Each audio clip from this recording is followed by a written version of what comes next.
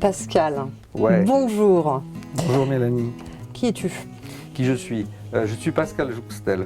Je suis consultant indépendant, conseil en évolution culturelle des entreprises. Donc on va en dire un petit peu plus sur ce que c'est tout à l'heure. Je suis à mon compte depuis 4 ans.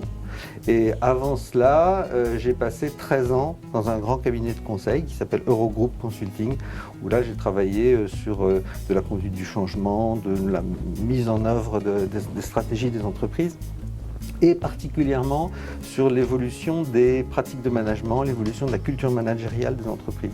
Mon métier s'est constitué comme ça, faire passer la stratégie et le projet d'une entreprise jusque dans les gestes quotidiens. Voilà, faire le lien entre la stratégie et les gestes quotidiens.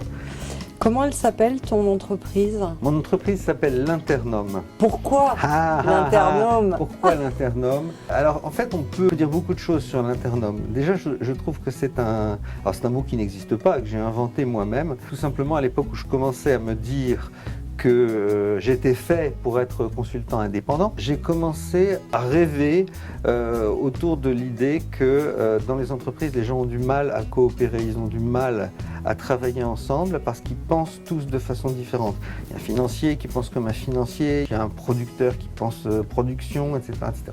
Et en allant plus loin, je me suis dit, il y a des schémas mentaux qui sont très très fermement ancrés dans la tête des gens, et de fait on voit des gens extrêmement compétents, chacun est très bon dans sa partie, mais ils n'arrivent pas à se comprendre, ils n'arrivent pas à trouver un terrain d'entente. Et qu'est-ce qui fait qu'il demeure toujours cette espèce de frontière entre les gens, de vide entre les gens et de vide entre les systèmes de pensée qui fait qu'on n'arrive pas à travailler ensemble.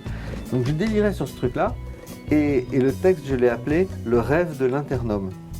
Pourquoi l'Internum? Parce que c'est un barbarisme, puisqu'il y a une racine grecque et une racine latine. Nomos, c'est la loi, et inter, c'est ce qui est entre, ce qui relie. Donc c'est la loi de ce qui relie. Donc je trouve ça intéressant parce que on est souvent habitué à opposer la loi et le lien.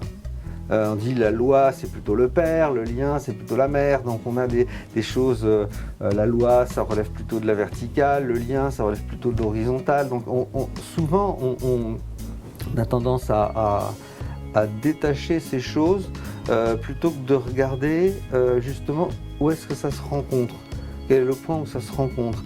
Par exemple, est-ce que le lien peut faire loi? Et ça, je trouve ça intéressant parce que le sens de mon travail, c'est de faire en sorte que les gens travaillent mieux ensemble. Voilà, que l'agir collectif soit plus sain. Alors, concrètement, dans une entreprise, ça veut dire faire en sorte que tout le monde soit animé par le même projet et que tout le monde sache dépasser ses propres convictions, ses propres enjeux, ses propres intérêts et également ses propres émotions.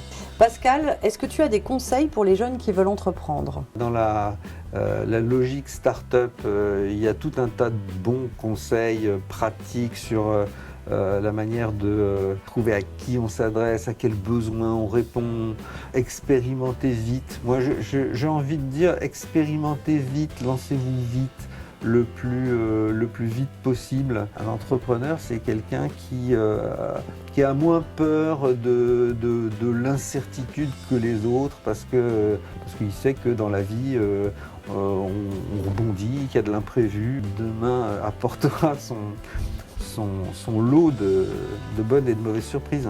Est-ce que tu peux me donner le nom d'une personne qui t'a inspiré? Les gens qui m'ont inspiré sont souvent des révolutionnaires, des créateurs marginaux. Tiens, tu as l'ami Bowie là, que tu as en photo avec, je ne sais plus si c'est avec sa fille ou son fils, je crois que c'est avec sa fille. Voilà, un type qui m'a inspiré toute ma vie depuis que j'ai l'âge de 12 ans, depuis que j'ai écouté pour la première fois 5 Years dans le foyer de mon bahut. Ça a été une source d'inspiration permanente, à la fois sur la créativité, sur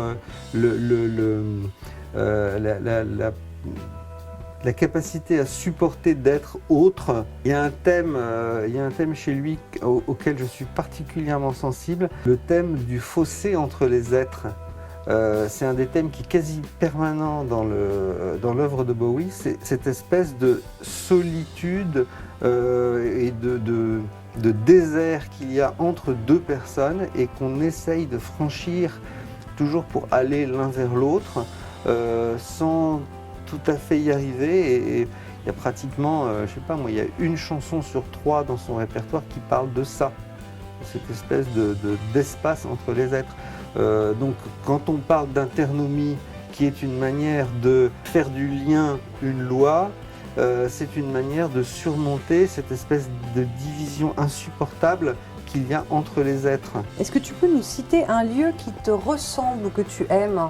J'adore la randonnée, je suis un randonneur et en particulier avec mes enfants, j'ai passé beaucoup de journées, beaucoup d'heures à sillonner les chemins du Val d'Oise et notamment du parc du Vexin où j'habite, puisque j'habite à Henry. Il y a un endroit où on est tombé une fois par hasard et puis revenu, c'est le vieux moulin de Rue qui est en ruine, tu sais.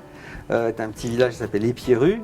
Dans le parc du Vexin, et puis juste à côté on traverse une petite route et puis il y a un vieux moulin qui est en ruine depuis à peu près les années 60 et qui est un moulin ancien avec une partie vieille, une partie plus nouvelle et c'est un site absolument extraordinaire. Pascal, je te remercie très très très chaleureusement pour tout ce que tu as dit.